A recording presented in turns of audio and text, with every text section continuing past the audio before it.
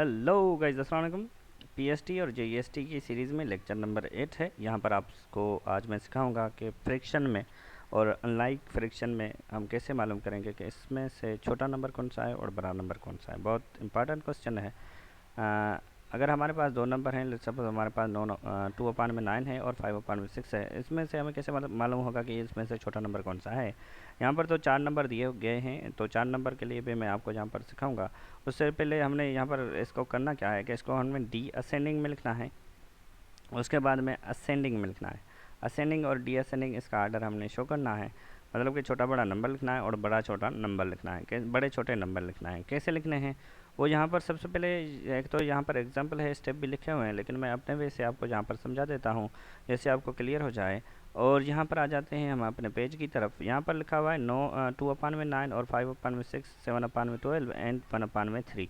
But ये जो यहाँ पर डिनोमिनेटर हैं इसके 9 है, 6 है, 12 है, 3 है, इसकी हमने एलसीएम मालूम करनी है। एलसीएम मालूम करने का तरीका क्या है कि 9, 6, 12, 13 यहाँ पर हमने लिख ली है। अब इसके हमने फैक्टर मालूम करेंगे, लेकिन कंबाइन फैक्टर हम यहाँ पर इसके मालूम करेंगे। कंबाइन फैक्टर के लिए सबसे पहले तो छोटा टेबल सोचना है कि जो इनमें से किसी एक पे भी जाए वो हमने लगा लेना है। यहाँ पर 2 का टेबल लग रहा है, 6 पे लग रहा है, 12 पे लग रहा है, 9 पे नहीं लग रहा, 3 पे नहीं लग रहा, छोड़ देना है इनको। लेकिन जिन पे लग रहा है उनको हमने ये टेबल लगाना है। यहाँ पर 9 जो है वो सेम लिख लेना है, लेकिन 6 पे 2 का टेबल 3 मरतबा जा रहा है तो 3 लिखना है यहाँ पर। और यहाँ पर 6 लिखना है क्योंकि 6 टेबल 12 पे 6 मरतबा जाएगा 2 का, तो यहाँ पर 3 लिख लेना है, ठीक है। उसके बाद में 2 का टेबल दोबारा अगर लग रहा है तो हमने दोबारा लगाना है। 2 का 9 को सेम लिखना है, 3 को सेम लिखना है, लेकिन यहाँ पर 6 पे 2 का टेबल किसी एक में नंबर पे भी लगे तो फिर भी हमने लगाना है, लेकिन 2 पे सबसे पहले छोटा टेबल यहाँ पर सोचना है। यहाँ पर 3 मरतबा जाएगा और यहाँ पर 3 जो है वो सेम आ जाएगा। अब यहाँ पर 2 का टेबल किसी भी नंबर पे नहीं लग रहा तो हमने 3 सोचना है। 3 भी अगर ना लगे तो फिर हमने 4 सोचना था, लेकिन 3 का टेबल लग रहा है 9 पे 3 मरतबा, और यहाँ पर 3 पे भी लग रहा है 1 मरतबा, और यहाँ पर भी इस पे 1 मरतबा, और इसी तरह इस 3 पे भी 1 मरतबा। यहाँ पर 1 1 आना चाहिए, तो यहाँ पर 1 मरतबा और भी हम 3 का टेबल लगाएंगे तो यहाँ 1 मरतबा हो जाएगा, और इस पे भी 1, मतलब ये सेम 1 1 हम यहाँ पर लिखेंगे। अब यहाँ पर 1 1 आ जाए तो हमारी जो है फैक्टराइजेशन है वो हमारी ख़त्म हो गई। अब क्या है, यहाँ पर जो जो नंबर आपको नज़र आ रहे हैं ये 3 3 और 2 2, तो इन 4 नंबर्स को हमने मल्टीप्लाई कर लेना है। मल्टीप्लिकेशन का हमारा आंसर जो यहाँ पर आ जाएगा वो आ जाएगा 36। इन चारों की मल्टीप्लिकेशन का जो हमारा आंसर आ जाएगा वो आ जाएगा 36। अब 36 हमारी जो है वो एलसीएम है। एलसीएम निकालने का मतलब क्या था? एलसीएम निकालने का मतलब ये था कि अगर हमारे पास नंबर है 2/9, यहाँ पर हमारे पास है 2/9, तो 2/9 मतलब कि नीचे, अब डिनोमिनेटर में हमारे पास 36, हर एक नंबर के नीचे हमने 36 लाना है। अब 9 के साथ में क्या मल्टीप्लाई करूँगे, हमारे पास 36 से नीचे डिनोमिनेटर में आ जाए, तो यहाँ पर 2 लिख लेता हूँ, इसके साथ में मल्टीप्लाई हम बाद में करते हैं, लेकिन 9 के साथ में क्या मल्टीप्लाई करूँ? 9 के साथ में लाजमी है कि मैं अगर 4 मल्टीप्लाई करूँगा तो ये हमारे पास 36 हो जाएगा। मतलब कि 9 और 4 मल्टीप्लाई करेंगे तो हम 36 तक पहुंच जाएंगे। यहाँ पर 36, और जब नीचे मैंने 4 मल्टीप्लाई किया तो ऊपर भी हमने 4 मल्टीप्लाई करना होगा, क्योंकि ये मैथ का रूल है। अगर हम यहाँ पर देखो तो 4 डिवाइड में है, तो ये इसकी मल्टीप्लिकेशन में, मतलब अपान में भी हमने, मतलब ऊपर भी न्यूमिनेटर में और डिनोमिनेटर दोनों में रखना है। तो ये हमारा नंबर हो जाएगा। अब 2 और 4 को मल्टीप्लाई करेंगे तो ये हमारा 8 हो जाएगा, और 9 और 4 को मल्टीप्लाई करें तो ये हमारा 36 हो जाएगा। इसी तरह ये हमने नीचे इसके अब एलसीएम, जो हमारी एलसीएम निकली है वही आंसर आना चाहिए। एलसीएम हमने इन नंबर से बनाई है, तो इसी नंबर से हमने जो एलसीएम बनाई है वो नंबर नीचे आना चाहिए। अब आ जाते हैं हम इस नंबर पे। यहाँ पर 5/6 है, तो यहाँ पर मैं 5/6 लिख लेता हूँ।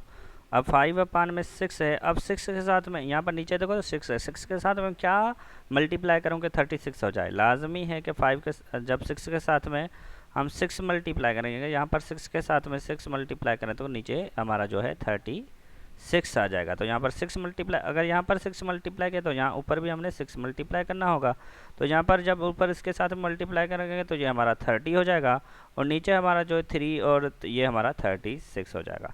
अब आ जाते हैं हम इस नंबर को, क्योंकि हमने इस नंबर को कर लिया, इस नंबर को कर लिया। अब आ जाते हैं इस नंबर पे, तो हमारे पास है 7/12। 7/12 हमारे पास नंबर है। 7/12 में क्या करना होगा कि हमने इस 12 के साथ में क्या मल्टीप्लाई करेंगे, कि हमारे पास जो है 36 आंसर आ जाए। यहाँ पर 7 के साथ में हम मल्टीप्लाई कर लेते हैं। यहाँ पर 12 के साथ क्या मल्टीप्लाई करेंगे, 12 के साथ में हम 3 मल्टीप्लाई करेंगे तो हमारे पास ये 12 मतलब कि 36 आंसर आ जाएगा। अब 3 इसके साथ में भी मल्टीप्लाई करना है और ऊपर नीचे दोनों तरफ हमने मल्टीप्लाई करना है 3। यहाँ पर 36 आना चाहिए तो 36, यहाँ पर इसके 3 के साथ में 7 मल्टीप्लाई करेंगे तो 21 हो जाएगा और नीचे हमारा 36 हो जाएगा। ऊपर कौन सा नंबर बन रहा है, कोई भी नंबर बन रहा है ये नहीं सोचना, लेकिन नीचे हमने 36 ही लाना है हर एक नंबर के नीचे। यहाँ पर अब आखिरी नंबर है हमारे पास जो है हमारे पास 1/3। 1/3 मैं यहाँ पर लिख लेता हूँ। 1/3 लिखने के बाद में अब 3 के साथ में क्या मल्टीप्लाई करूँगा, हमारे पास 36 आ जाए। ये जो हमारे पास 36 एलसीएम वो आ जाए तो लाजमी है 1 के साथ में हम 12 मल्टीप्लाई करेंगे और 3 के साथ भी हम 12 मल्टीप्लाई करेंगे तो हमारे पास, क्योंकि 3 और 12 को मल्टीप्लाई करें तो हमारे पास 36 आ जाएगा। तो यहाँ पर हमारे पास जो मतलब कि 1 के साथ में 12 तो 12 हो जाएगा और यहाँ पर नीचे 36 हो जाएगा। अब हमने ये नंबर तो ऐसे बना लिए। अब हमने क्या किया कि पहले ये अनलाइक फ्रैक्शन थे, अब हमारे पास जो नंबर आए हैं इन नंबर से जो नंबर बने हैं वो लाइक फ्रैक्शन बने। अब हमें इससे पता चल जाएगा कि छोटा नंबर कौन सा है, उससे बड़ा कौन सा है, उससे बड़ा कौन सा है, इससे बड़ा कौन सा है। इससे हम आसानी से हम मालूम कर सकते हैं। Now writing these number in ascending order. Ascending order में लिखने के लिए असेंडिंग में क्या होता है कि सबसे छोटा नंबर जो होता है वो हमने पहले लिखना होता है। तो यहाँ पर देखा जाए तो 8, फिर 30, फिर 21, क्योंकि अब हमने इसका डिनोमिनेटर नहीं देखना, क्योंकि डिनोमिनेटर यहाँ पर हर एक का सेम है। तो यहाँ पर 8 है, 30 है, 21 है, 12 है। 8 वाला जो नंबर है वो सबसे छोटा है, क्योंकि यहाँ पर भी 12 है। ये किस नंबर से बना, अब 8/36 हमने नहीं लिखना, अब हमने किस नंबर से ये बना है वो लिखना है। तो इसका मतलब कि 8/36 इस नंबर से बना है, तो ये नंबर 2/9 जो है सबसे छोटा नंबर जो है हमारे पास वो 2/9 है। यहाँ पर लिखना है, सबसे पहले हमने लिखना है 2/9। उसके बाद में कौन सा नंबर बड़ा है देखें तो ये हमारे पास 12/30 जो है वो 2/9 नंबर से बड़ा है। अब ये किससे बना है, ये 1/3 से बना है। यहाँ पर 1/3 लिखना है। अब इससे बड़ा कौन सा नंबर है, 21/36। अब ये हम असेंडिंग, ये किससे नंबर बना है, ये 7/12। मेरे ख्याल में आप समझ गए हैं अब। तो यहाँ पर 7 में जो है वो 12 लिखना है। इसी तरह हमारे पास इससे नंबर कौन सा, लास्ट में जो नंबर हमारे पास बड़ा है वो है 5/6। अब इसको हमने डीअसेंडिंग में अगर लिखना है, ये है असेंडिंग, मतलब कि छोटा नंबर उससे बड़ा उससे बड़ा उससे बड़ा अप टू 1। अब अगर हमने डीअसेंडिंग सोचना है तो ये नंबर पहले लिखना है, उसके बाद में यहाँ पर मैं डीअसेंडिंग आर्डर जो है वो लिख लेता हूँ। ये 5/6 लिखेंगे, उसके बाद में 7 में हम 12 लिखेंगे, उसी तरह हम 1/3 लिखेंगे, इसी तरह हम 2/9 लिखेंगे। ये हमारा डीअसेंडिंग। और इससे दूसरी बात भी आपको सीखने में आएगी यहाँ पर कि अगर हमारे पास ये इतने 4 नंबर नहीं होते, हमारे पास 2 नंबर होते हैं। यहाँ पर है हमारे पास कुछ, मैं यहाँ पर नंबर लिख लेता हूँ कि लेट सपोज हमारे पास है 2/9 है और दूसरा नंबर है हमारे पास, यहाँ पर कोई साइन लगानी है जैसे कि 2/9 है और 1/3 है। अब वहाँ पर गिवन क्या होगा, कुछ MCQ जैसा भी हो सकता है कि ये साइन लगानी है या ये साइन लगानी है। आपको पता चल रहा होगा कि यहाँ पर छोटा नंबर कौन सा है, ये छोटा नंबर है 2/9। अगर नहीं भी पता चलता तो आपने क्या करना है, 9 और 3 की एलसीएम ले लेनी है। यहाँ पर एलसीएम जो भी आए, यहाँ पर 36 आई है क्योंकि यहाँ पर 4 नंबर हैं, लेकिन 9 और 3 की एलसीएम कुछ और भी आ सकती है।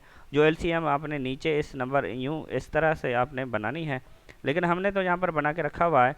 तो यहाँ पर जो 1/9 है और 2/9 है, इसमें जो बड़ा नंबर है वो हमारे पास है यहाँ पर, ये जो है बड़ा नंबर है। अब ये इसका मुंह यहाँ पर होना चाहिए, तो इसको हम पढ़ेंगे 2/9 लेस देन 1/3। इसी तरह हम दूसरे क्वेश्चन भी हल करेंगे। तो ये यहाँ से आप मेथड सीख लीजिए। और यहाँ पर ये जो गिवन है आपको एक्सरसाइज गिवन होगी, यहाँ पर ये वही तरीका यहाँ पर इन्होंने किया है। आपने ये खुद से आंसर जो है यहाँ पर कर लेने हैं, हल कर लेने हैं sorry. From the pair of the following fraction identify like and unlike. Like और अनलाइक तो आप जानते होंगे कि यहाँ पर लाइक कौन से हैं। अगर डिनोमिनेटर सेम है तो लाइक है, अगर डिनोमिनेटर सेम नहीं है तो अनलाइक है। यहाँ पर ये दोनों लाइक हैं, ये अनलाइक हैं, ये लाइक हैं। इसी तरह ये अनलाइक हैं, ये हमारे अनलाइक हैं, ये हमारे लाइक हैं।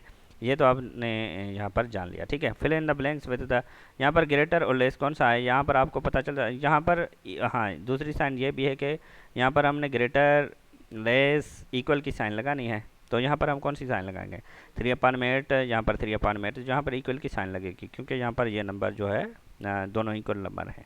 यहाँ पर 5/6 है, ये अनलाइक टर्म है, हमने इसको हल करना है। यहाँ पर 6 और 9 की एलसीएम लेनी है, एलसीएम नीचे आनी चाहिए दोनों नंबर के, तो इससे हम पता लगाएंगे। उसके बाद में यहाँ पर कोई एक साइन, ये साइन या फिर ये साइन, अगर ये नंबर हमारा ग्रेटर हो जाता है 5/6 तो फिर ये साइन लगानी है, अगर ये हमारा नंबर लेस हो जाता है तो फिर हमने ये साइन लगानी है। इसी तरह दूसरे क्वेश्चन भी आपने हल करने हैं। यहाँ पर ये जो क्वेश्चन अभी अभी मैंने आपको हल करवाया, arrange the following number in ascending order, arrange the following, इसको आपने अरेंज करना है असेंडिंग और डीअसेंडिंग आर्डर में। कैसे करना है, सबसे पहले नीचे नंबर की जो एलसीएम है वो मालूम कर लेनी है। अब कोशिश तो आपने ही करनी है, अगर करोगे तो ये जो मैथ का डर है वो आपका ख़त्म हो जाएगा। इससे आगे हम दूसरे लेक्चर में कवर करेंगे, जैसे वीडियो हमारा लंबा ना हो जाए। तो थैंक यू गाइस, आज के लिए इतना ही। अगर ये मेरा वीडियो आपको अच्छा लगा तो मेरा चैनल सब्सक्राइब कीजिए, दोस्तों के साथ में शेयर कीजिए, पीएसटी और जीएसटी के लिए प्रिपरेशन कीजिए। Thank you guys.